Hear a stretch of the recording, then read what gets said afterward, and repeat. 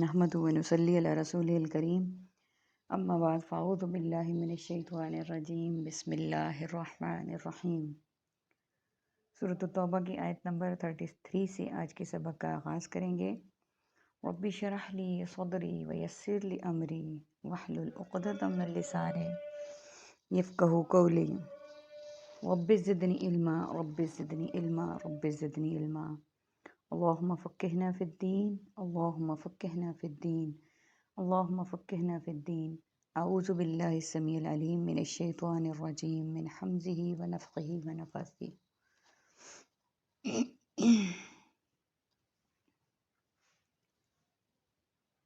والذی وہی ہے جس نے ارسل بھیجا رسولہ اپنا رسول بالہدیٰ ہدایت کے ساتھ ودین الحق اور دین حق کے ساتھ لیظہرہ تاکہ وہ غالب کر دے اسے علی الدین کلہ اس کے سب دینوں پر۔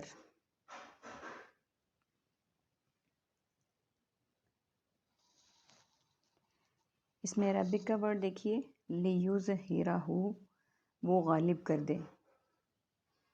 اللہ سبحانہ وتعالیٰ اس آیہ مبارکہ میں پہلے میننگس کو دیکھ لیتے ہیں۔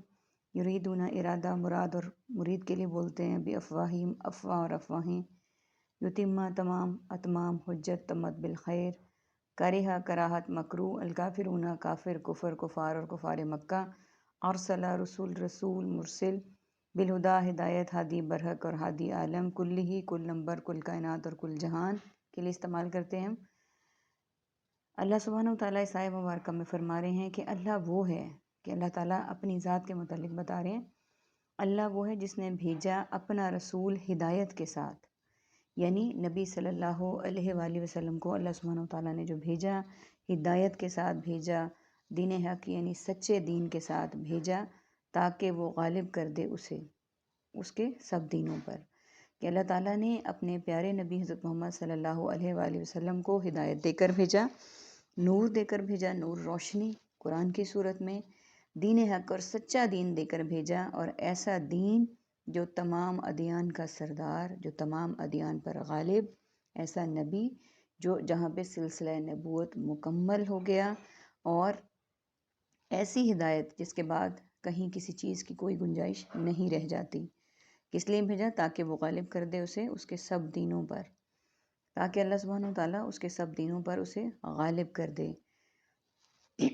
پہلے جتنے بھی دین آئے، جتنے بھی انبیاء آئے، جتنی کتابیں آئیں، صحیفے آئے، سب پر اس کو غالب کر دے، کیونکہ ان کتابوں میں، ان صحیفوں میں، ان انبیاء کی تعلیمات میں ان کی قوموں نے اپنی مرضی کے مطابق تبدیلیاں کر لیں اور اپنی مرضی کے مطابق تمام احکامات اس میں جاری کر لیے، جبکہ قرآن پاک اللہ سبحانہ وتعالیٰ کا وہ کلام ہے جس کے لیے اللہ سبحانہ وتعالیٰ نے یہ کہا ہے، اللہ تعالیٰ نے قرآن پاک میں خود ارشاد فرمایا، انما نحن نزلنا الذکر وانا لہ انا نحن نزلنا الذکر وانا لہ لحافظون، بے شک اس ذکر کو ہم ہی نازل کرنے والے ہیں اور ہم ہی اس کی حفاظت کرنے والے ہیں۔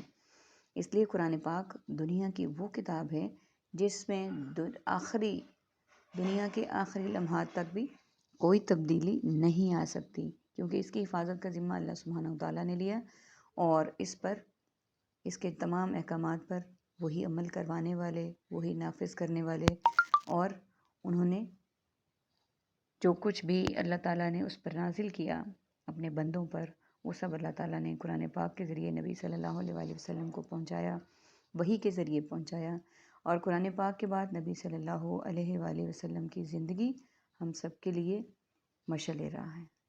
اللہ تعالیٰ سے دعا ہے کہ اللہ تعالیٰ ہمیں ان تمام قرآنی احکامات کو پڑھنے، سمجھنے اور ان پر عمل کرنے کی توفیق عطا فرمائیں، آمین ثم آمین۔ وَلَوْ كَرِهَ، اور اگرچہ ناپسند کریں، المشرکون سب مشرک، یعنی اگرچہ مشرک اس چیز کو ناپسند ہی کریں، اس کے باوجود بھی اللہ سبحانہ وتعالیٰ نے اپنے حکم کو پورا کر دیا، کیونکہ اللہ تعالیٰ کو اس بات سے کوئی فرق نہیں پڑتا کہ کس کو وہ چیز اچھی لگتی ہے اور کس کو بری لگتی ہے۔ یا ایھا الذین، اے وہ لوگو، آمنو جو سب ایمان لائے ہو، ان کثیر من الاحبار، بے شک بہت سے علماء، برہبانی اور درویش، لیاکلون یقیناً وہ سب کھا جاتے ہیں، اموال الناسی لوگوں کے مال، بالباطل باطل طریقے سے، वयसुद्दूना और वो सब रोकते हैं अन सबीलिल्लाह अल्लाह के रास्ते से, वल्लज़ीना और वो लोग जो यकनिज़ूना वो सब जमा कर रखते हैं, अज़्ज़हाबा सोना, वलफ़िद्दता वलफ़िद्दता और चांदी, वला और नहीं, युनफ़िक़ूनहा वो सब खर्च करते इन्हें, फ़ी सबीलिल्लाह अल्लाह की राह में, फबश्शिरहुम तो खुशखबरी सुना दें उन्हें, बिअज़ाबिन अलीमिन बहुत दर्दनाक अज़ाब की। सबसे पहले मीनिंग्स को देख लेते हैं। कारिहा मकरूह और कराहत के लिए हम बोलते हैं। अलमुश्रिकून शिर्क शरीक शराकत और मुशरिक के लिए। आमनु ईमान मोमिन और अमन। कसीरन कसीर कसरत अक्सर और अक्सरियत। मिन जानिब मिन हैसुल कौम मनअन। अर्रहबानी रहबानियत और राहिब। याकुलूना अक्लो शर्ब माकुलात और मशरूबात। सबीली फ़ी सबीलिल्लाह अल्लाह कोई सबील निकाले। ला तादात ला इलाज और ला जवाब और ला इल्म। युनफ़िक़ूनहा नानो नफ़का इन्फ़ाक़ फ़ी सबीलिल्लाह। फ़िलहार फ़िलफ़ौर और फ़िल हकीकत और फ़ी ज़माना के लिए बोला जाता है। वबश्शिरहुम बशारत बशीर मुबश्शिर। अलीमिन अलमनाक हादसा रंजो अलम।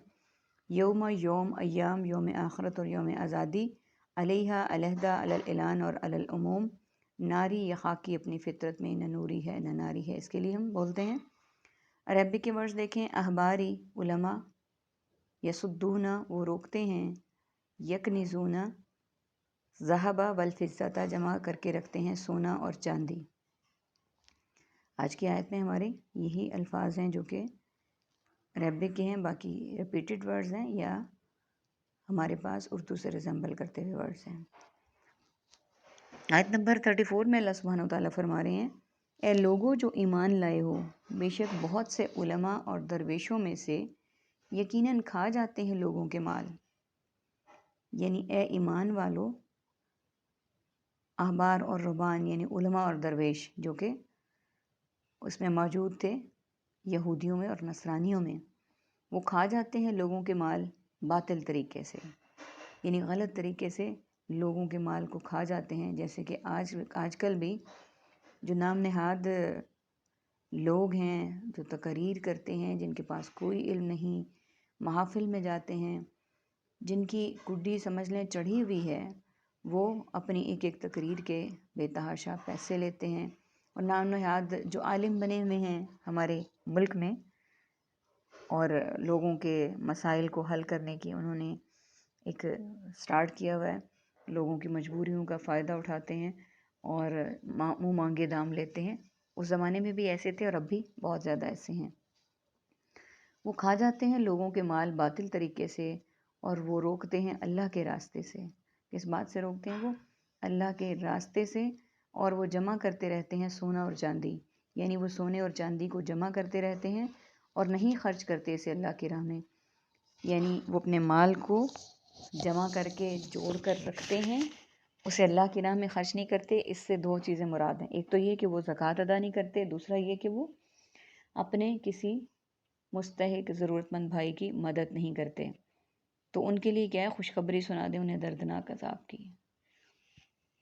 यानी ऐसे लोग जो माल को गलत तरीके से कमाते हैं, उसे अल्लाह की राह में ख़र्च नहीं करते और उसके बाद क्या करते हैं, उन्हें जोड़ जोड़ के रखते हैं और उसके बाद अल्लाह की राह में ख़र्च नहीं करते, तो उनके लिए खुशखबरी है दर्दनाक अज़ाब की।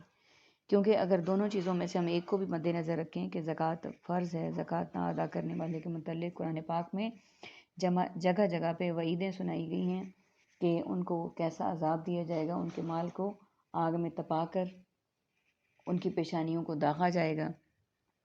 और इसी तरह से जो एक बड़ा अच्छा कॉल था डॉक्टर इसरार साहब का, मैंने सुना था कि ऐसा शख्स जो अपने मोमिन भाई की इस्तिताअत रखते हुए भी मदद ना करे, वो ज़रूरतमंद है, उसे कोई तकलीफ़ है, कुछ दर्द है, कुछ भी है, वो उसकी उस तकलीफ़ को दूर कर सकता है।